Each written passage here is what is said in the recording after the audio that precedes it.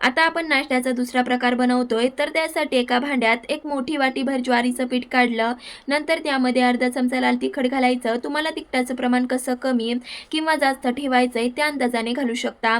आता ह्यामध्ये चवीपुरतं मीठ घातलं. त्याचबरोबर पाव चमचा हळद घालायची, 1 चमचा धनेपूड, 1 चमचा जिरे, अर्धा चमचा ओवा हातावरती क्रश केला तोही घातला, पाव चमचा हिंग, पाव वाटी बारीक चिरलेला टोमॅटो आणि पाव वाटी बारीक चिरलेला कांदा. आता इथं मी अर्धा वाटी बारीक चिरलेली कोथिंबीरही घातली. चिरलेला कढीपत्ता घालायचा. इथं मी आता काय केलं, 1 वाटी शिजवलेलं वरण घातलं आणि चांगलं असं आधी पाणी न घालता एकजीव करून घ्यायचं. आता ह्यामध्ये लागेल तसं पाणी घालायचं आणि भाकरीला जसं आपण पीठ भिजवतो त्याच पद्धतीने पीठ भिजवलं. आता आपलं इथं पीठ भिजवून झालंय. भाकरी एवढाच गोळा काढायचा आणि हातावरती थोडासा एकसारखा करून घ्यायचा.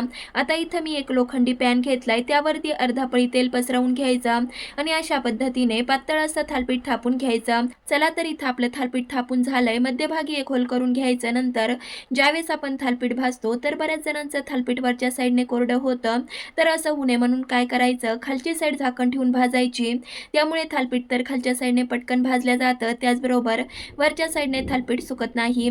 झाकण काढायचं आणि थालपीठ पलटवून वरची साईड अशीच भाजून घ्यायची. चला तर 2 ते 3 मिनिटातच वरच्या साईडने सुद्धा थालपीठ भाजून झालंय. लगेचच काढून घेतल्यावर मस्त असं चविष्ट खुसखुशीत वरणाचं थालपीठ तयार झालं.